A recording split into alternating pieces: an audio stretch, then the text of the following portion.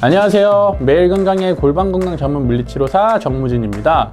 오늘은 여러분들이 헷갈려 하시는 골반적인 운동 시의 자세에 대해서 설명을 드리려고 합니다. 인터넷을 보면은 누구는 이런 자세에서 해라, 누구는 이런 자세에서 해라, 굉장히 말이 많은데 그거를 제가 오늘 최종적으로 정리를 좀 해드리겠습니다. 그리고 오늘 말씀드리는 내용은 저희 채널에서 자주 다루고 있는 전립선암 수술 이후의 요실금을 위한 골반적인 운동, 케겔 운동에도 해당을 하고요. 여성분들이 요실금을 위해서 하는 골반적인 운동, 케겔 운동에도 동일하게 적용된다는 점을 알고 계시면 됩니다. 그 전에 특히나 전립선암을 수술하신 남성분들의 경우에는 소변이 어떻게 조절이 되는지, 어떠한 근육들을 정확하게 트레이닝 해야 되는지, 이러한 골반적인에 대한 정보는 오른쪽 상단에 링크를 확인해 주세요. 여러분들이 보통 골반적인 운동을 할 때 고려하시는 자세는 크게 세 가지가 있습니다. 첫 번째는 그냥 누워있는 자세가 있어요. 자, 요게 골반이라고 치고요. 요렇게 누워있는 자세가 하나가 있고요. 두 번째는 의자에 앉은 자세가 있습니다. 요걸 의자라고 하고, 요렇게 의자에 앉아있는 자세가 하나가 있고요. 그 다음에는 그냥 그대로 제자리에 서 있는 자세가 있습니다. 요 크게 세 가지가 많은 분들이 고려하시는 자세입니다. 그리고 이러한 각각의 자세에서 골반저근이 어떻게 위치를 하냐면, 골반저근은 말 그대로 골반 바닥을 이렇게 받쳐주고 있는 것이기 때문에 누워 있을 때는 이렇게 받치고 있고요.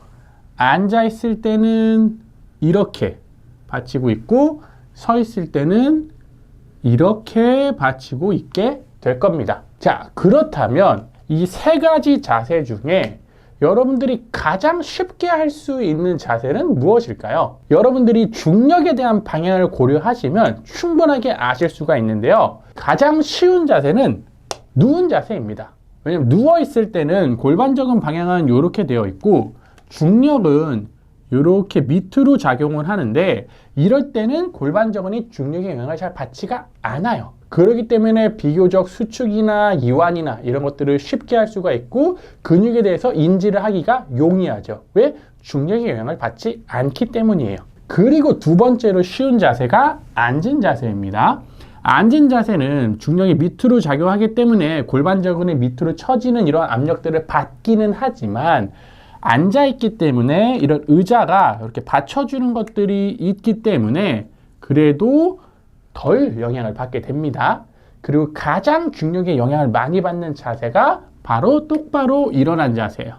이렇게 밑으로 중력이 작용을 하면은 그대로 밑에선 받쳐주는 거 없이 골반저근이 밑으로 이렇게 힘을 받게 되기 때문이죠. 그렇다면 만약에 여러분들이 케겔 운동, 골반적인 운동을 처음 시작한다라고 하시면은 아마도 쉽게 고려할 수 있는 자세는 이렇게 누워있는 자세가 될 거예요. 그 다음에 앉은 자세, 선 자세, 이런 식으로 점진적으로 증진을 해나가시는 거죠. 하지만 그렇다고 해서 모든 분들이 누워서 시작해야 되는 것은 아닙니다. 본인이 가지고 있는 능력에 따라서 앉은 자세에서 시작을 해야 되는 사람들도 있고요.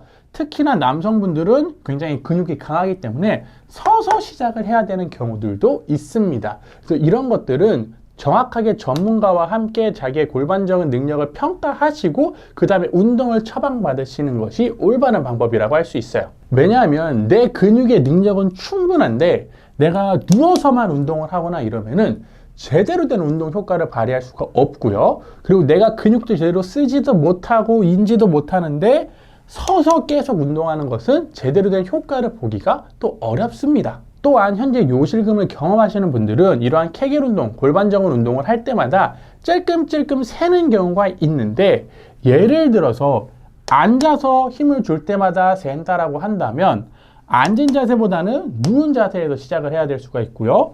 그리고 서서 케겔 운동을 할 때마다 조금씩 찔끔찔끔 새는 게 있다면 선 자세보다는 앉은 자세나 누운 자세에서 먼저 시작을 해야 될 수가 있어요. 그렇기 때문에 이거는 내가 요실금이 있나 없나, 내 요실금 양이 어느 정도가 되나, 심각도가 어느 정도가 되나, 그리고 내 골반적인 능력이 어느 정도가 되는지 정확하게 파악하신 이후에 전문가와 함께 운동을 처방하시고 시작하시는 것을 권장드리겠습니다. 이러한 맥락에서 인터넷에 보면은 앉았다 일어났다 하면서 운동을 해라, 뭐 브릿지를 하면서 운동을 해라, 이런 영상들이 굉장히 많은데, 그렇게 움직임을 동반하는 과정에서 케겔 운동, 골반정원 운동을 같이 하는 것은 가만히 서서 하는 것보다 더 뛰어넘는 상황이에요. 굉장히 힘이 많이 들어간다라는 거죠. 그렇기 때문에 그러한 운동들이 인터넷이나 유튜브에 많이 있는 것도 알지만, 골반정원 운동이나 케겔 운동을 정확하게 배우지 않고 하시는 분들은 정확하게 느낌을 잡히기가 조금 어렵습니다. 그러한 운동을 함부로 따라 하시게 되면 오히려 요실금이 악화될 수도 있는 부작용이 발생을 할 수가 있습니다. 오늘 이야기를 정리를 하면, 자세마다 골반정원이 받는 중력의 영향이 다르기 때문에 근육을 인지하거나 수축하거나 이완하는 것이 다를 수 있다라는 것이고, 정확하게 내 능력과 혹은 요실금의 여부를 파악을 해서 내 능력에 맞게 자세, 운동의 횟수, 세트, 이런 것들을 전문가와 함께 설정해서 시작하는 것을 추천드리겠습니다. 오늘도 여러분들께 유익한 시간이 됐으면 좋겠고요. 저는 다음 시간에 더 알찬 내용으로 여러분들을 찾아뵙도록 하겠습니다. 지금까지 정말 무척 진지한 이야기를 알기 쉽게 알려드리는 물리치료사 정무진이었습니다. 감사합니다.